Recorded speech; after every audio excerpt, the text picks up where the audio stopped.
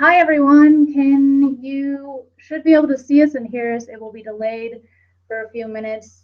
Apologies for that technical difficulty, but we're here now, and we're just going to let folks transfer over. So we're going to give it about 30 seconds. We really appreciate your patience, and then we're going to go ahead and these folks in the room are going to introduce themselves, and you're just hearing my voice, and my name's Rebecca Fitzgerald. I do communications and outreach work for the department, and technology isn't always our friend, but we're trying hard here, so thanks everyone for joining us. All right, I'm Lee Knox. I'm the Laramie Wildlife Biologist. Martin Hicks, I'm the Wheatland Wildlife Biologist. Corey Klaas, Wildlife Management Coordinator out of Laramie. And we also have Rick King hiding over in the corner, just in case. So yeah, I guess you guys need a few minutes. So let's kind of go over kind of how things have gone from our end. First off, so this is a postseason public meeting. So would this be an appropriate time to do the PowerPoint? Yeah, or should we wait? We've got people in the chat room, so people are getting moved over. So go ahead and write in the chat if you guys can hear and see us. If you can hear and see, we'll go ahead and start a little PowerPoint presentation for you. And then if you have questions for us, go ahead and type those in the chat, and we are answering questions in real time from the chat. So if you have those questions, go ahead and start typing those in. But Lee's going to give you a little bit of just overview here. All right, so just a brief PowerPoint to kind of go over what we're doing. So this is all new to us, so we'll share this. You can see my screen now. All right, so hopefully all of you can see this. So our objectives today are to discuss the past year's hunting season, what worked for you, what you liked, what you didn't like, and constructive comments. That was the very end of the slide. Sorry. All right, so this is the process. So it starts out data collection and analysis. We got the hunter checks. We're in the middle of getting our classifications finished up. Regional review, which is kind of what we're doing with you guys, kind of before we get all of our all the data in. We want to get your guys' input on, like I said, how things went. Non-resident elk quotas. We just finished those up. Or I guess they're about to be finished up. And then deer and elk is quotas are later on, and then public scoping, which is where we are tonight. And then from there, department review of the seasons and our information, the harvest information, classification information, and all that. And then we'll propose that information to you at the public meetings in March.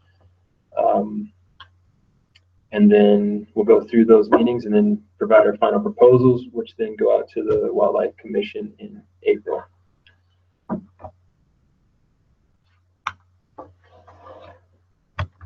So.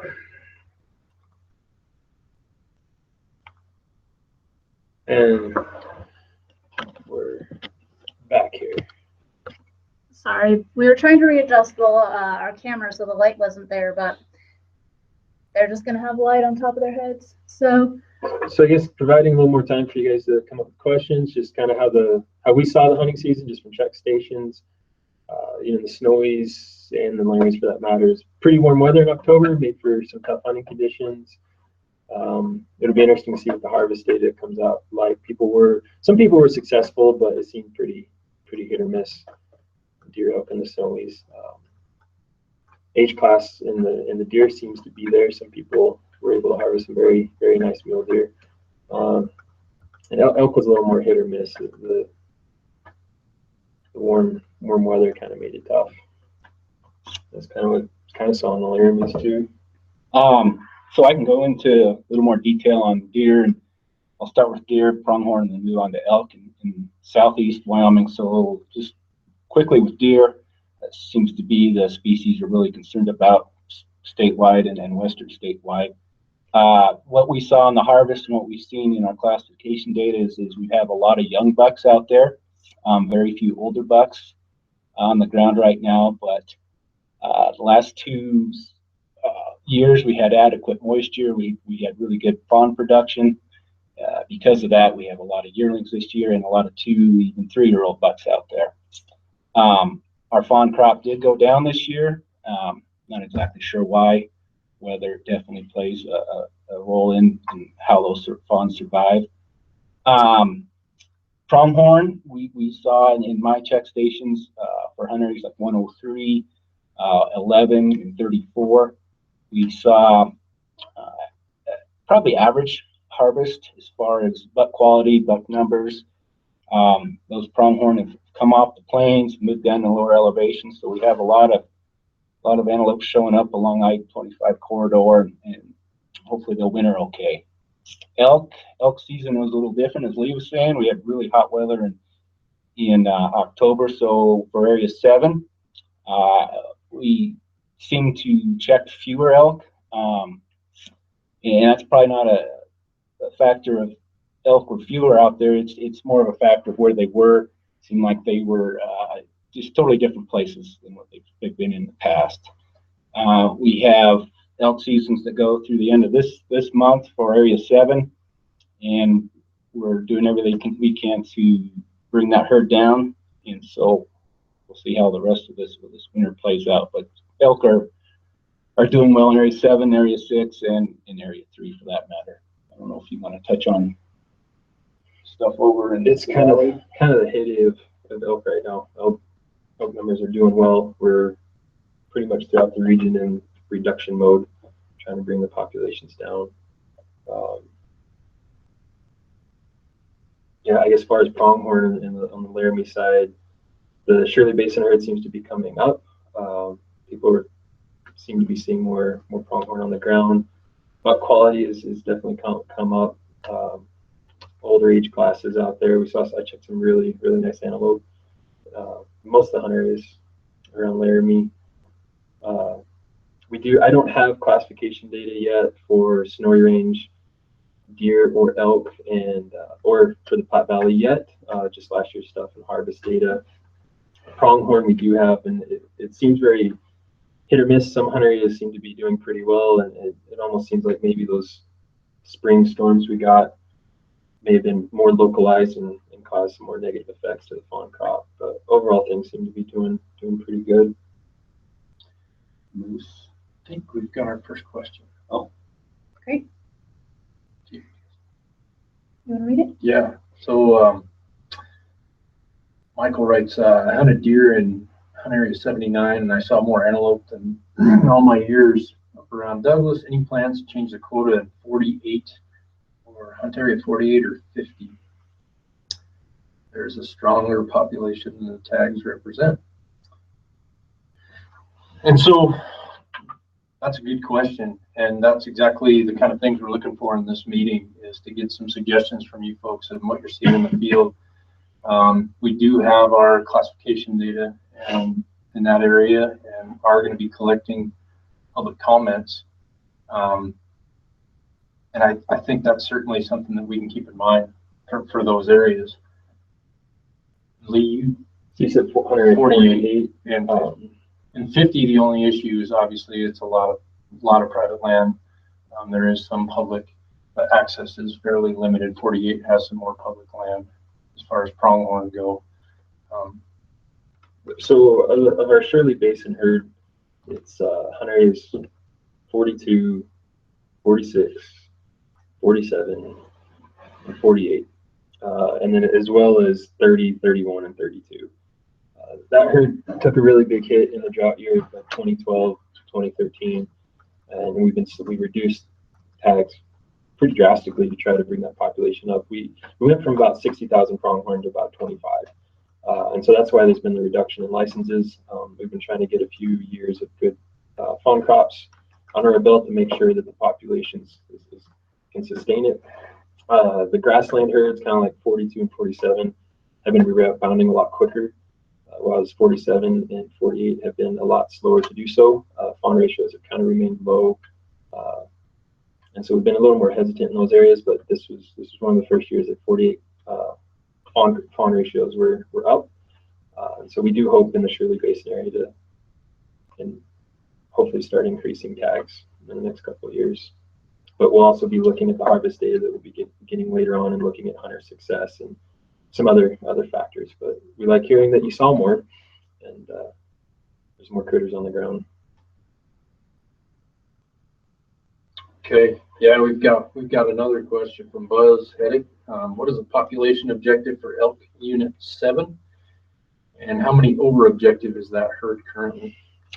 That's a great question. So area 7 is combined with hunt area 19 to make up that herd unit. So when we say the Laramie Peak herd unit, we have to take into account for area 19. So that objective is 5,000 elk, and we're well above that objective. We've been well above that for 10, 15 years for sure.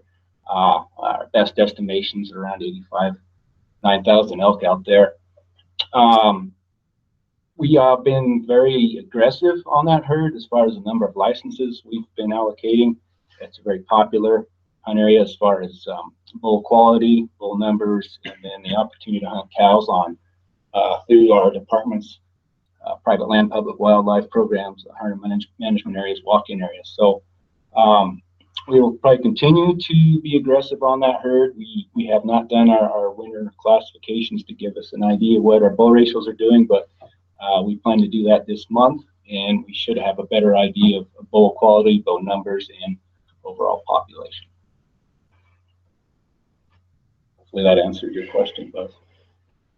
Yes, so right now we're kind of in the middle of a lot of our classification. We're finishing up some. We're still listening to our voice recorders and tallying it up on others. So right now we're kind of pre-data on a lot of our herds.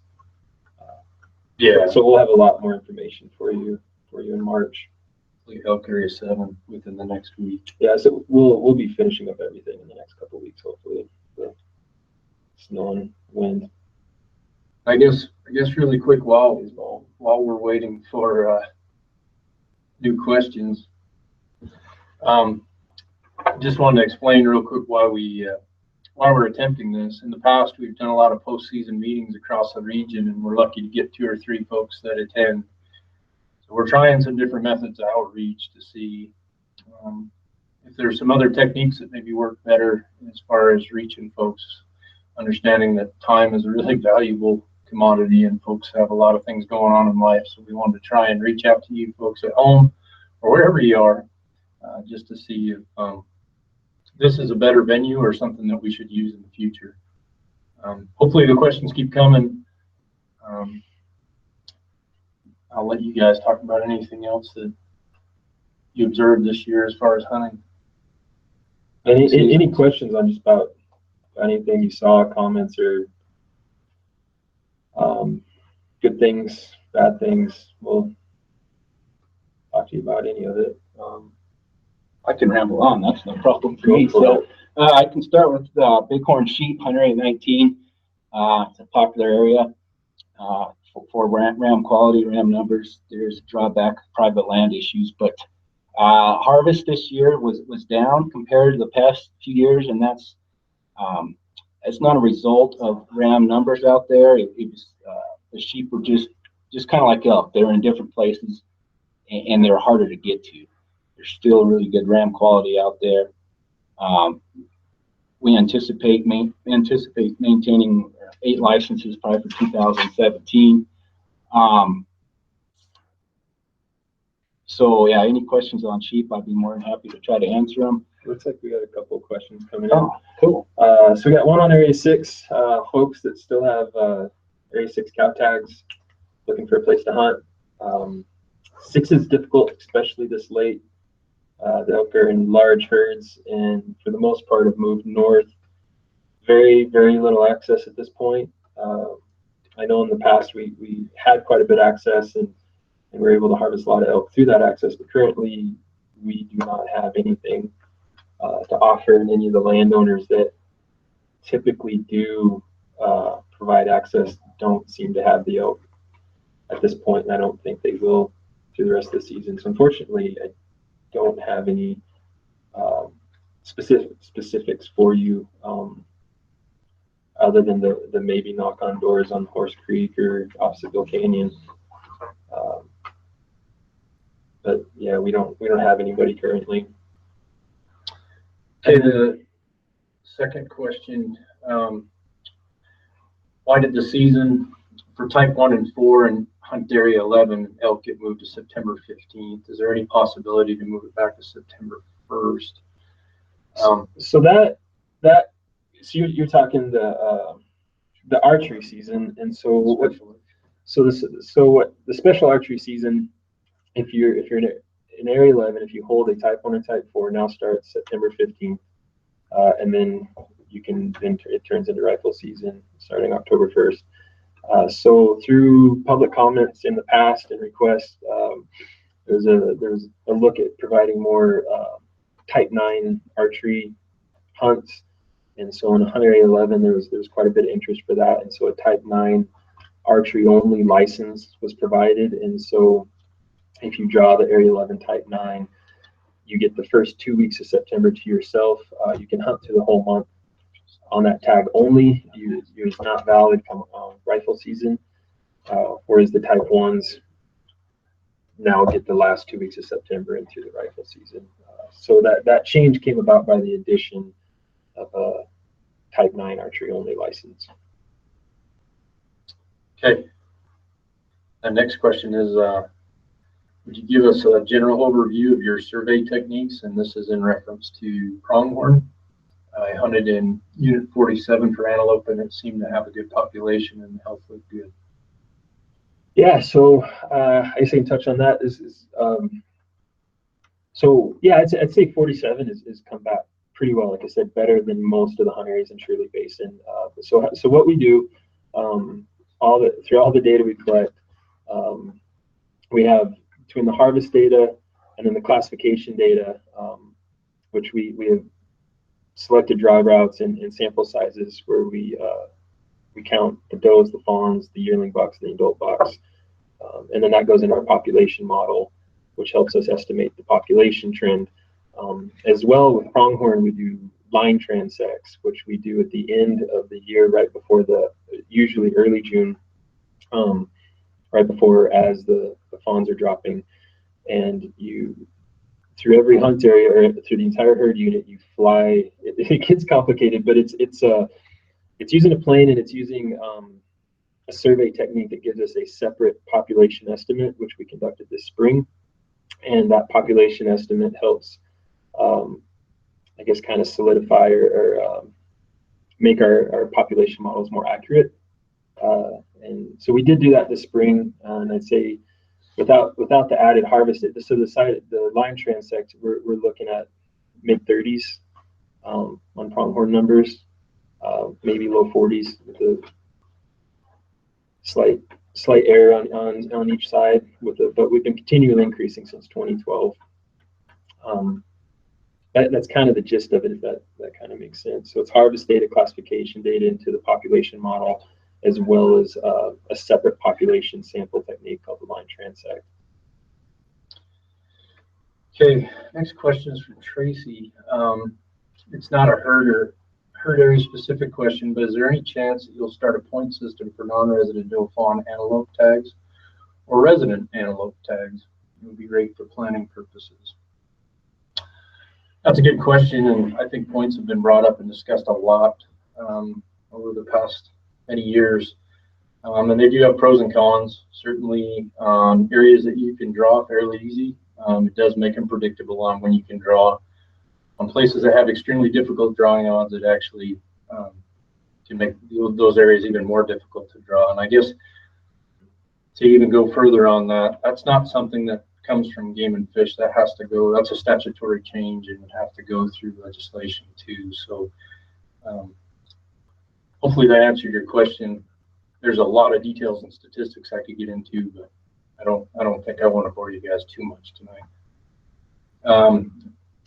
And the next question is from Paul. Are you looking at doing any more Type 9 licenses? And we went through this exercise a couple years ago. We actually took a couple hunt areas through for elk, and hunt area 11, after doing the surveys, was the hunt area that seemed to have the most public support throughout public meetings and surveys, and lended itself the best to that at the time. We're certainly interested in hearing if you folks have suggestions on that. For some reason, Type 9 licenses are fairly polarizing. There's a lot of people who love them and a lot of people who don't, and so it's tough to balance that. And the next question is from Marvin. Can you explain why the hunt area 7 elk season is split? It seems to us that when the season went right through the end of January without a separate license, the overall harvest was less affected by worm. And it cuts off there, but I assume it was warm weather. Okay. Yeah, we've tried multiple ways in Area 7 to achieve our harvest goals. And the way it's structured now is, yeah, we have a license that runs to the end of December, and then a new season just opened up January 1st for Type 7. We have run that through in the past before, and what we found was that participation went way down. It seemed like after 2 or 3 months of hunting, interest waned quite a bit. So by splitting that season, we have a whole batch of hunters. They're a little more enthusiastic. They're looking for their cow, and so we actually saw that the harvest went up by doing the split. We like how it's running. You got to play the weather game. I understand that, but that's the reason why we've done the split.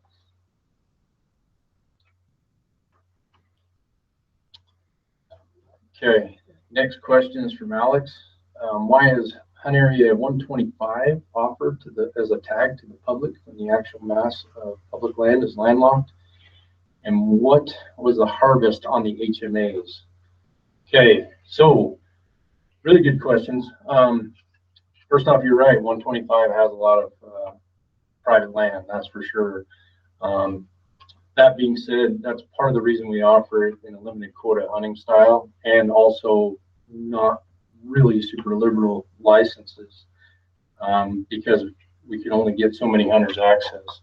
But we do need to manage that herd at the same time. When we fly classification flights for elk, there's a fair number of elk in 125, and I'm sure if you've written this question, you probably are aware of that. As far as the specific harvest that occurred on the HMAs within Hunt Area 125, there's only really one that allows cow harvest, and I, quite frankly, Alex, don't have that information right now. I can do some digging, and we'll have some contact information for you guys to get back with us.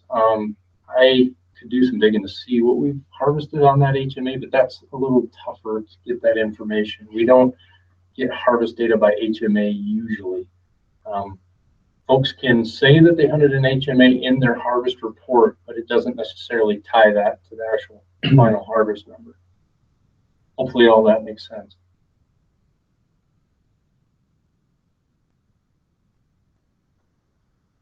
I think we got through the first round of questions. You know, and even though the land may not be public, the wildlife is.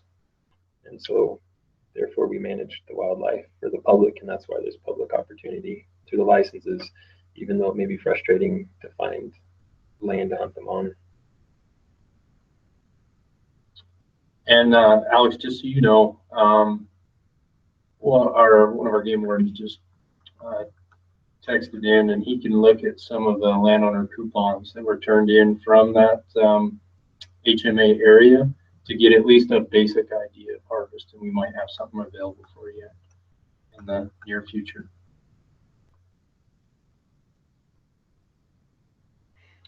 Thanks for the comments about Sterling. He's really worked really hard on keeping track of the elk and helping the hunters out, so we appreciate the good comments on him. We'll let him know. Hunt area 38 moose, just I guess in general, it's a follow-up to any info.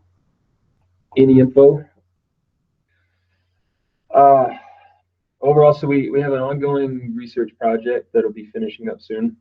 Hopefully we'll learn quite a bit about our moose, they've been tracking for the last 2 years 30 collared females and their calving rates, as well as their pregnancy rates, catching them twice a year, looking at body fat and pregnancy rates. So hopefully we'll learn quite a bit from that. Moose are a difficult species to keep on top of as far as population wise. 2 years ago now, we did a siteability survey for that population, which is pretty intensive line transect flying that gives us a population estimate. We spent about 70 something hours conducting that, and rough population estimate was about 300. And that's, we know that we probably have moose coming and going from Colorado. We know that we have moose starting to spread out to the east. So it's kind of a rough estimate. Overall, this hunting season, there were some really good bulls harvested this year, but it did seem like hunters were having a more difficult time locating bulls. I probably had a lot to do with the hot weather. We really want to look at the harvest data to see how things went and if we need to do something with the licenses. I think one of the largest bulls ever harvested in the Snowies was harvested this year. It was quite large. But yeah, so overall, I think I really didn't talk to that many cow moose hunters to know how they were doing. That usually gives a pretty good indication of how the population is doing, because you cannot harvest a cow with a calf at heel. You can harvest the calf, but not the cow. And the idea being that hunters, to keep the population in check, they wouldn't be harvesting prime age cows. They'd either be harvesting yearling cows or older cows that are no longer as productive. So ticks. So that is one thing that seems to come along with warm weather. It's hard to know what that is doing to the overall population. But one thing with when we don't have as cold of winters and weather, the moose the tick numbers seem to be higher, and we get pretty high tick loading. Some people call them ghost moose. You'll see them in the spring when they start rubbing, and they have a white grayish appearance. It's from rubbing their hair off, scratching at the ticks, which can cause them to become an emaciated state, and some of those spring storms could kill them off. It could be an issue. We've been looking at Eleophora worms, which seems to be natural in deer, but they collect in the carotid arteries. They can cause blindness. One way to tell is if their ears become cropped, because the worms cause less blood flow to the head, and they'll frostbite the ears off. It's something we're looking at, but I don't know if that's something that we're finding because we're looking for it, or if it's one of the causes. CWD might be another concern, but we don't seem to have very high prevalence rate in that. So we're kind of looking at the research project came in looking at body fat measurements and calving rates, and it looks like we'll be continuing that project. So hopefully we'll have more information on that herd. But it's definitely become one of our priorities in the Laramie region, is that moose herd. Then there's a follow-up question from James Reinhardt asking if we got our final capture reports from the Snowy Range moose as far as December goes, and then once we get our harvest report stuff, will that help change our final recommendations? And so we have not gotten a final capture report following the December capture yet. We work cooperatively with University of Wyoming Co-op, and they are catching animals all over the state right now. So we hope to have that report shortly. As far as once we get our harvest information, yeah, absolutely, that's one of the things we look at for our final recommendations. Also, public comment. There's a lot of things obviously that go into our recommendations, data and social comments, and what you folks are seeing on the ground. Thanks, James. So one of the things with the harvest data that James is asking about is like I said, moose are very difficult to monitor. But we look at the tooth. So if you harvest a moose, you're required to return in the teeth, and we're able to keep track of the average age or median age bull harvested, as well as the cow ages being harvested, and that gives us quite a bit of insight into what's on the ground and how the hunters are doing. And so when we get that information, that will help us out quite a bit on when we set the seasons. I guess I'll let you do yours, so I'll read it for you if you want. Yeah, go ahead, read them.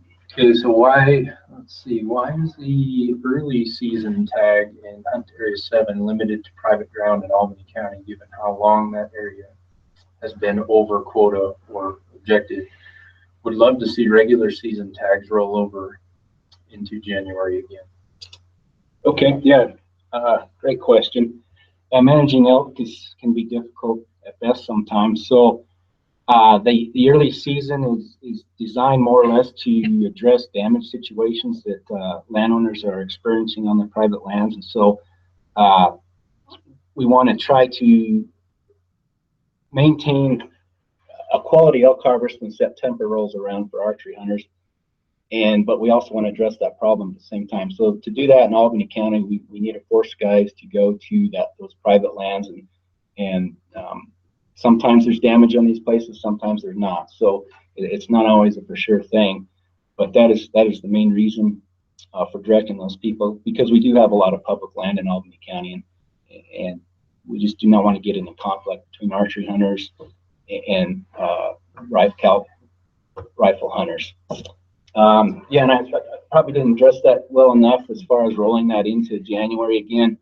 We've done it both ways, and it seems like 3 months of hunting cows is probably enough time. If you haven't harvested one by then, you're probably not going to, or you don't want to. So that's why we have that type 7, that January only season, is to get a fresh batch of hunters out there, and guys that are probably willing to put a little more effort in. And it does seem to increase the number of elk harvested and hunter success. Kind of brings in a new wave. So at the moment, it seems to be working. All right. Oh, sorry. We have another question for Buzz regarding moose in Hunt Area 38. How many governors, raffle tag holders are killing moose there? So typically there's 5 across the state. Right now, as far as we know, it seems like we've been getting 4 out of 5 of those license holders that have been hunting in the Snowy Range. And as far as I know, I think they're pretty close to 100% success. So I would guess about 4 a year. James might be able to help us out. I think this year we had a few less, but we also there you go, 3 hunted, 2 harvested. So we didn't get our 4 this year. Plus, you have the last 2 years we've gotten the trifecta tag winner as well as the raffle. So we could have potentially up to 7 so far. I think we've been around 5 or 6. This year was probably the lowest and probably the lowest harvested, but it is something to consider. And then I believe there's a question from 159. This is a Facebook question. Regarding Area 59 for deer, what was the reason for cutting the season to October 25th? And then there's multiple pieces, so I'll let you. I can take a stab at the first one. So yeah, Area 59 is part of the Laramie Mountains herd unit, and again, deer are tricky to manage. We have decent buck ratios now. In the past, we haven't, and in the future, we won't either. They're going to fluctuate, and typically it fluctuates on the lower end. We're very sensitive to buck numbers, to the overall buck ratios, buck quality, and we want to try to maintain that quality of a hunt if we can. And so in order to do that, we backed off from the 31st of October back to the 25th, and that seems to be working there. So along the line, Stephen also asked, do you have any plans for installing antler restrictions for muley bucks? I've hunted this unit for 10 years and I've noticed that the deer ebb and flow this year was terrible. The worst that I saw was a 2-year or 3-year-old bucks and struggled to find a mature buck. What's the population like on that unit? Okay, yeah, so what you saw is what we've seen. There's very few old bucks out there, and that's because we haven't had good fawn crops in the past. These last 2 years, we finally did get some good fawn crops, and you're going to see yearling 2-year-olds and some 3-year-olds. In fact, this is the most male buck deer I've ever checked at a check station, and I was very surprised given the hot weather in October. So there is a surplus of bucks right now. Antler restrictions or antler points, those can be difficult at times in trying to implement those, where and when and how and why. And in this area, our buck ratios are at a level where we do not feel we need to try to make those younger bucks survive. They're doing it on their own. There is enough private land. In fact, 59, like I said, is the majority is private land. And because of that, it's almost like a limited quota area in itself. So for that area, we have not looked at using the antler point restriction. Did I capture all that? Rebecca? Okay. Yep. Stephen, let us know in those Facebook comments if we missed anything or if you have another question. Okay, looks like we have another question on chat from Alex. And so what are your guys' thoughts on the public inhabiting what used to be great hunt areas and disturbing that, and more specifically ATVs side by side that go up and down drive on the trails, established and not established? More specifically, elk area 9 seems to be getting flushed early in the season. That's a good question, Alex, and that's something that we see in our harvest reports quite often. Is there's definitely a lot of folks who enjoy using ATVs and motorized vehicles, and there are a lot of people who do not. We see both sides of the spectrum. We certainly see folks calling for more motorized access, and folks like yourself maybe calling for less. What we're trying to do in the Snowy Range in particular is provide some sort of balance on that. If you look at the Snowy Range, it's probably one of the second most roaded or road densities for forests in the nation. So we do have a significant amount of motorized access. We have worked with the Forest Service to reduce some motorized access during certain times of the year important to wildlife, and also for hunting in certain areas to address some of those situations. And particularly one of them exists in Area 9, where we worked with the Forest Service on that Jelm Mountain front, everything above Laramie River. That area is closed from October 1st to, what is it, June 15th, mm-hmm. And that was done as a result of the mule deer initiative for Sheep Mountain area. A lot of our constituents that were involved in that asked for a bunch of things. More protection for the deer during winter range and critical transition periods, but also some places to hunt that maybe weren't as disturbed. And one thing we know too, with elk in particular, there's a lot of research out there that shows that they do not respond well to motorized use. They seek refuge and push further and further back into refugia. So one of the attempts there on that particular area that we worked with the Forest Service on was to improve mule deer hunting quality, reduce disturbance of mule deer, but also hold some elk on the national forest where we might be able to hunt them a little longer and get some more harvest. Hopefully that answers your question, Alex.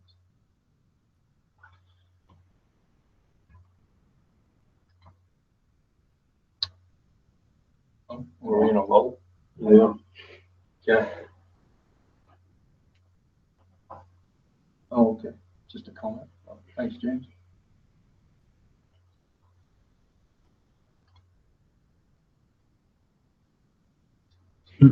What else can we talk about? Well, I mean, a big part of why we're doing this is to answer questions, certainly, but yeah, to get any kind of suggestions you guys have and things you would like to see. Like Lee mentioned, this postseason meeting is really to get some suggestions on things we should be looking at going into the season setting process, things we might need to look at or address moving forward. And certainly as the data comes in, we can take your comments and look at the data and try and see if there's some things actually going on out there that we need to, maybe weren't on our radar. We certainly can't think of everything, that's for sure. And so we really like these opportunities to get suggestions from the public. Looks like you got one, Martin. Anything in the works for helping out the buck mule deer population in hunt area 15, like limited quota or point restriction? Okay, again, area 15 is almost all of that is private land. So harvesting of bucks is not changing the buck ratios. It's fawn crops, and like we said, it's very hard to grow a mule deer population. It's very hard to get a newborn fawn up to even 6 months of age. And so if you don't have those fawns, you're not going to have those bucks. And that's what's happened, you know, probably 20 out of the last 23 years, we've just not had adequate fawn crops. But we had these last 2 years.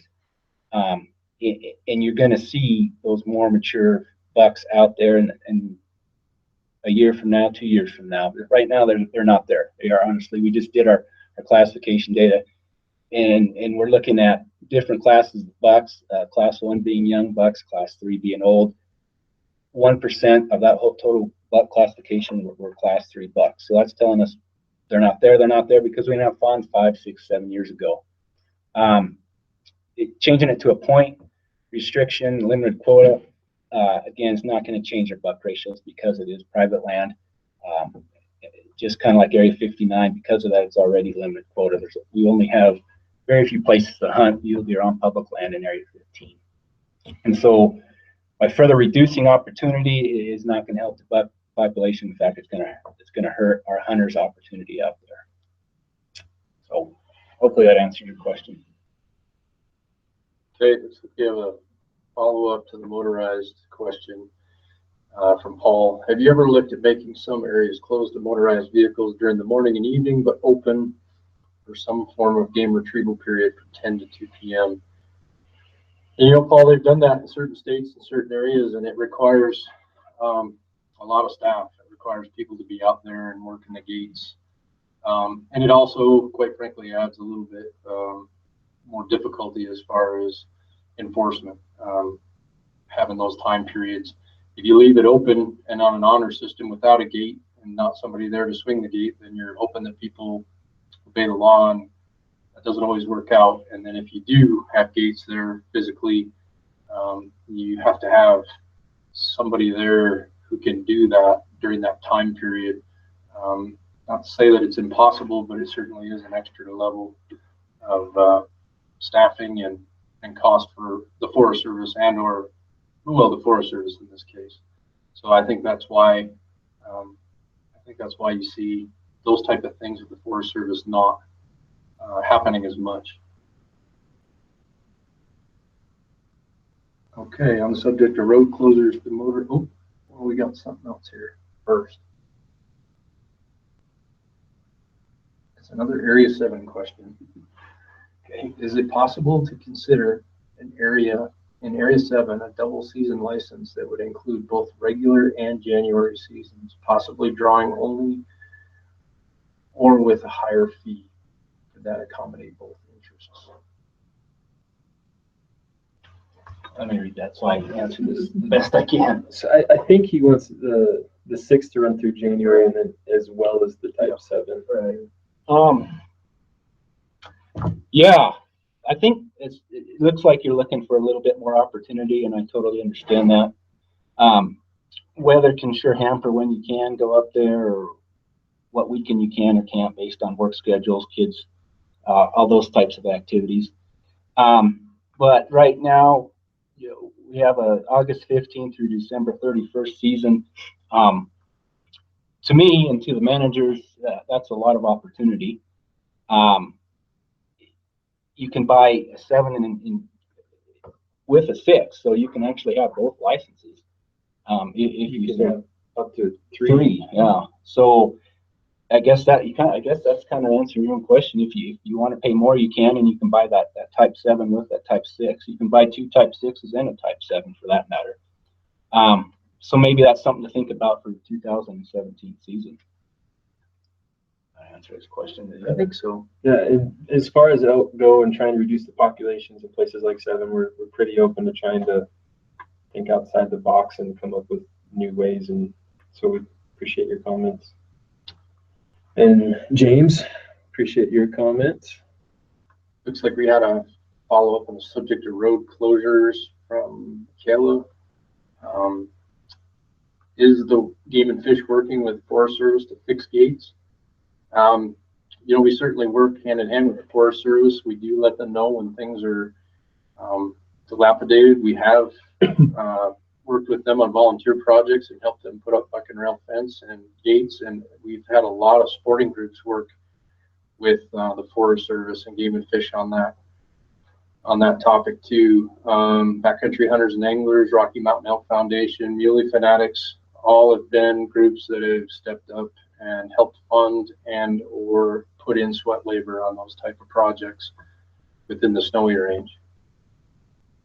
And then I'll let you do the next one from James. It's just, I think, more of a comment. It's one of the extent on what Corey's talking about, like our working relationship with the Forest Service is, since we don't always own the land, working with them to come up with projects, and then working with all the NGOs, like Muley Fanatics, Rocky Mountain Elk, Backcountry Hunters and Anglers, and using volunteer effort to help coordinate. That's typically how we go about the gates, and those groups have been very, very beneficial.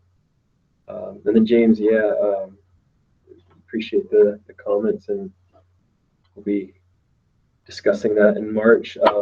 One thing with moose that we will be doing that's new, whether permitted, is we've selected specific areas within the Snowy Range. We have we got a slightly increased flight budget, specifically to increase our flight time for moose in specific kind of higher population areas within the Snowy, so we can get a annual population trend count. And so hopefully that will help us out with our management in the future. We'll also be able to get our classification sample from that, which will include the cows and the calves, and that's something else we'll be looking at as long as the harvest data, and then discussing tag numbers come March. But we appreciate your comments, since you spend a lot of time out with the moose and the moose hunters, more so than we do sometimes. I appreciate that. There's a question, another follow-up on the motorized deal. And the question is, who do you contact if you actually observe a travel management violation? It says report validators, but I think it came back and said violators. So in the case, it depends on the land ownership. And so on Forest Service, you need to call the Forest Service.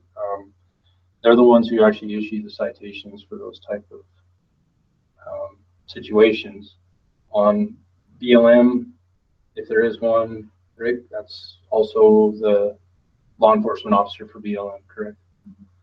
So, but you certainly, if you don't have that contact information, you can definitely contact your local game warden, and we can forward that information on for you as well. Because our folks have a good working relationship with the law enforcement officers for the public lands. And that's similar to poaching violations, where it's highly useful to get a license plate number, photos, kind of as much information you can get safely. You definitely don't want to get in any confrontations, but the registration number on an ATV or videos goes a long ways. Knowing that there was you saw a green ATV tearing up a meadow is going to be pretty difficult. So just kind of keep that in mind. That goes along also with poaching violations. As much information as you can gather safely without conflict goes a long ways.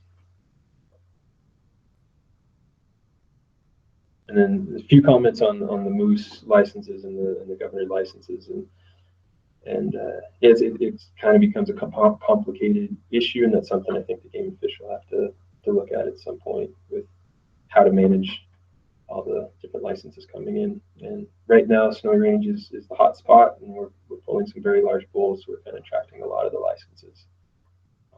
So it's something that we'll need to consider.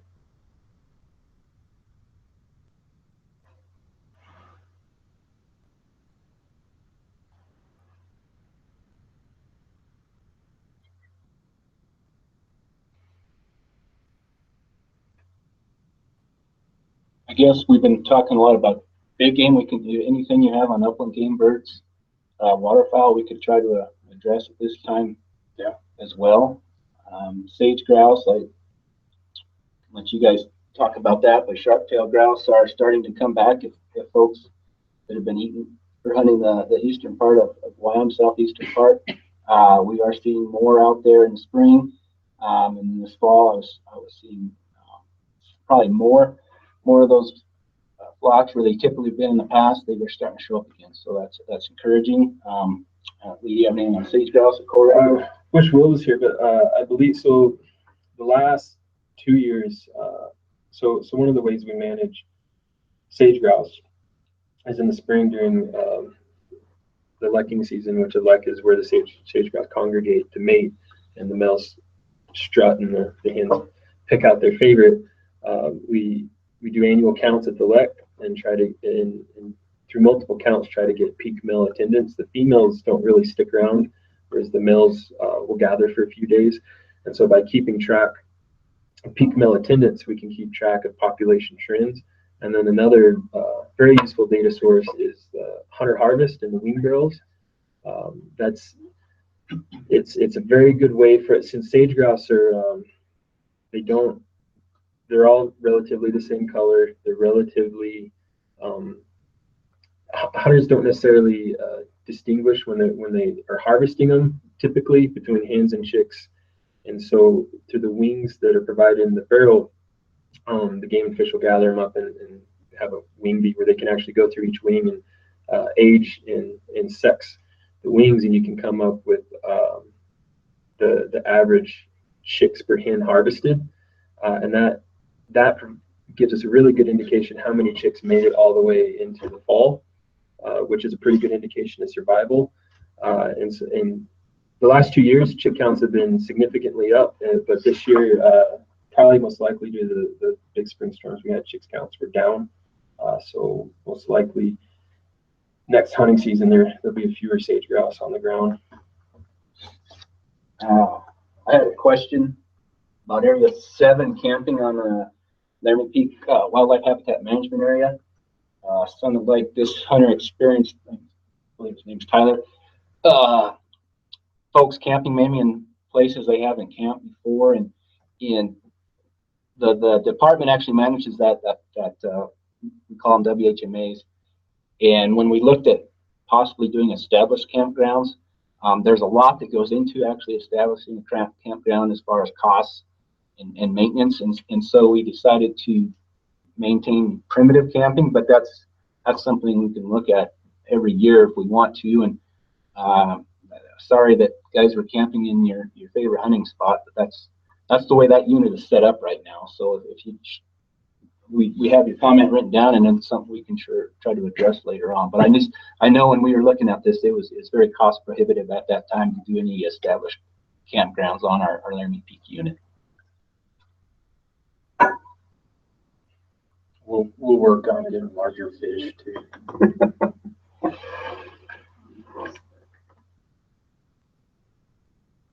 like we got a Facebook question we're digging up.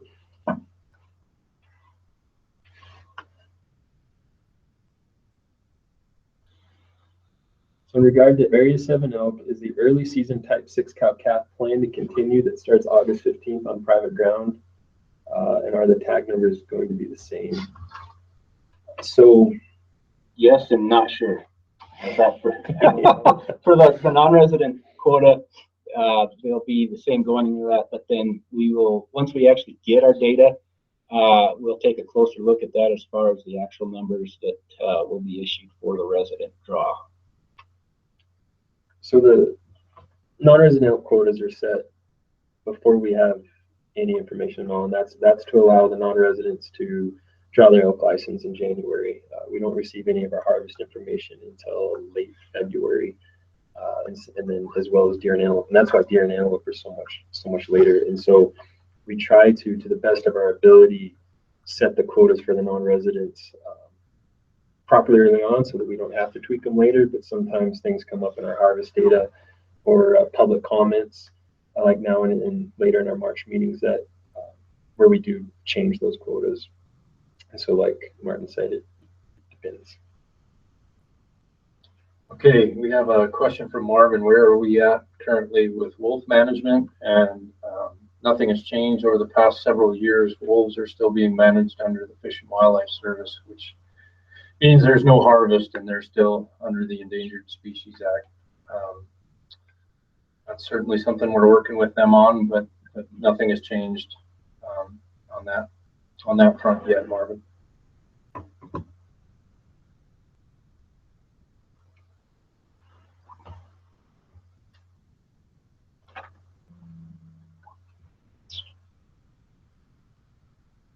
I guess while we're killing time, this is the first time I've ever done this, and so I just want to thank everybody.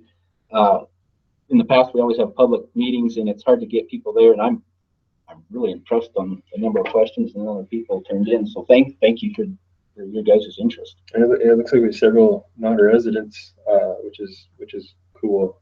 That's not something we typically get to hear from either. So we are new to this. Sounds like there might be some issues with the volume. I'd be interesting to get your guys' feedback on your end.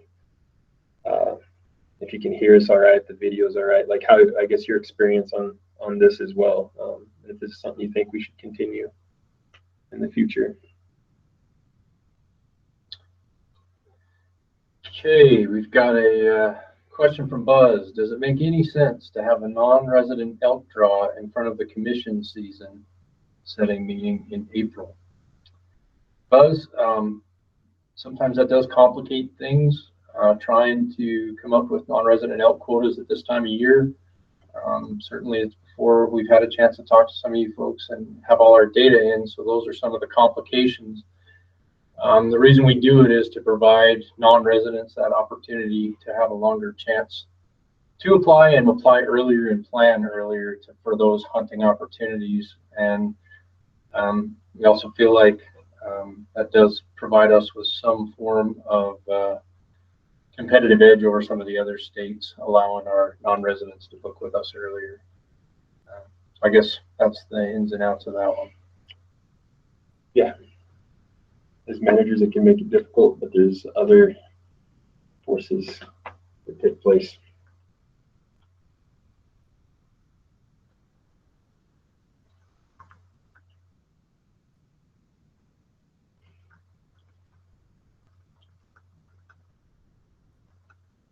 Oh, contact.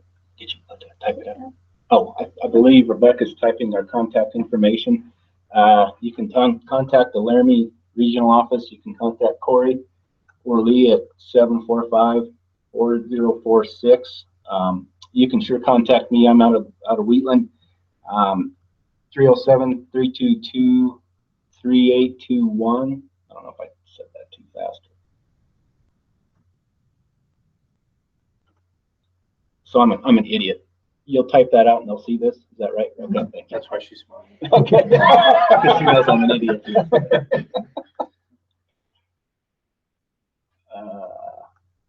And you can get a hold of Corey or I at the Laramie office in the main Laramie phone number. I don't even know it. 745-4046. Rebecca, maybe you want to answer this next question. We were just talking about it, and I think you may have more information on it than we do on the leftover licenses and how they might be handled this year. Yeah, so the new, the leftover licenses, we're going to be going back to a leftover draw, and that's been done in the past. There's some additional information on the website under the application booklet information, so you can go there to read some more details and look for additional information coming out on that.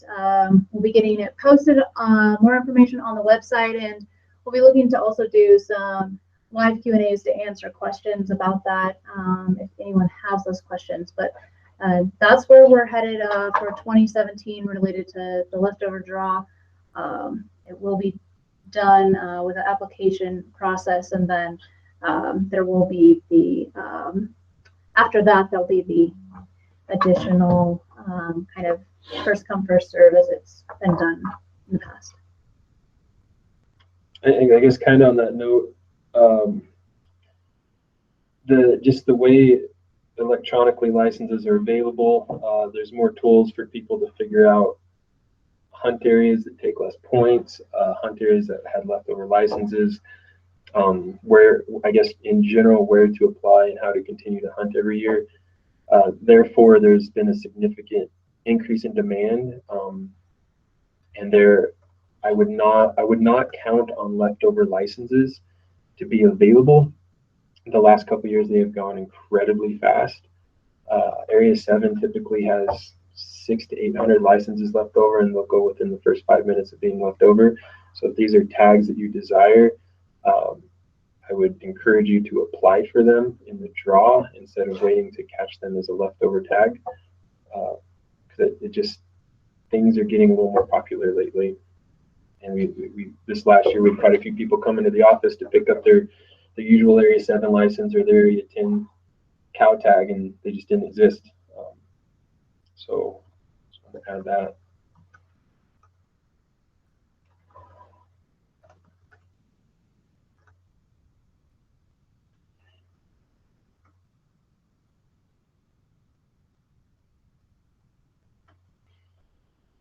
Yes. I don't know what else. I saw Rebecca said we're getting ready to wrap things up, so please send anything our way. We'll try to answer them the best we can. Otherwise, it looks like she put a lot of good information out there.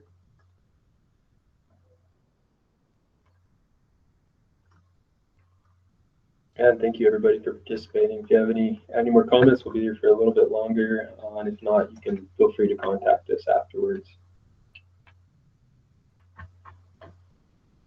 I can't think of anything else we covered. No, and I appreciate your comments too on how you felt like this worked, because this again is something new that we're trying, and I've noticed several people have commented on how it's nice to be able to comment from their couch and where it's nice and warm at home.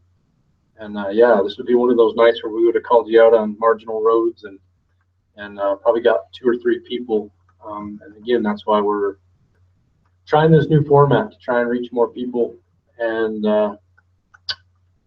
maybe not have to pull people out in the wintry weather quite as much. I'm glad to hear some folks think it's working out. I guess one last thing, as far as I guess research projects going on, we are looking at, through the Sheep Mountain Mule Deer Initiative, we were able to purchase 60 radio collars or satellite collars that will be spreading throughout the mule deer herd from Colorado up through Arlington and the Medco River area to learn more information about that herd and hopefully be able to manage it more efficiently in the future. Look where their migration routes out are, where they're coming, where they're going, woods landing areas, see how many deer are coming from Colorado. Should be able to provide us a lot of information. Might be able to look at a little bit of where they fawn, where they winter.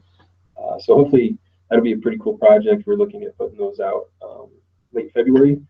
We'll also be doing sheep in the Iron Mountain Laramie Peak country, which will be really, really interesting. And like I said, we're continuing the moose project. So got a lot going on that hopefully help us manage your wildlife. Give us a little more information on it so we can manage it to the best of our ability. And increasing the chances you'll actually see an animal with a radio collar this next season. Yeah. We have another question from Steven on Facebook. How is it looking for Area 11 elk numbers and bull age class? So hopefully I will be getting in the helicopter in the next day or two if I can get them down here from Billings between storms. So I have not gotten there yet. Area 11 typically has snow range in general. We are starting to bring that population down, but we still have a lot of elk. In the past, calf ratios have been incredibly high, in the mid 40s to 50s. And Area 11 typically has a pretty high elk population, and being limited quota, one of the higher bull ratios in the hunters in the snow range. We know probably not all those bulls are there necessarily in hunting season. Could be coming from 10 or 12. But in general, 11 typically has good bull quality, high bull ratios, and their population the last couple of years has been high. So if you're looking to put in for that tag, it's a very good quality tag.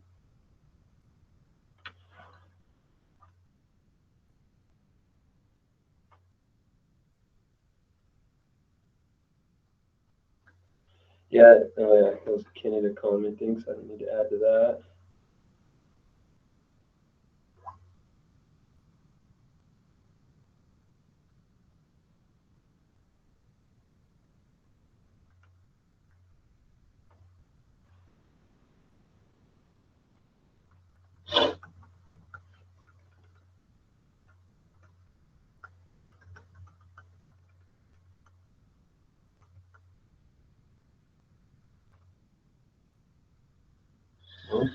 Go ahead. Looks like we're getting a few comments trickling in, but yeah, I don't know. Yeah, I guess I would say if you guys have questions, please send them now, because we're coming into a lull, and I hate to cut somebody off if they had something else they'd like to ask. Otherwise, I think I'd just like to thank everybody for participating, and this has been an interesting experience for us. We've never done this before, so I think it's been pretty positive too. And we'll have to thank Rebecca too for making this happen, because none of us would have been able to pull this off without her. Not even close. That first glitch at the beginning, that would have been the end of it. You never would have saw us. Yeah, it wouldn't have happened. She persevered, so.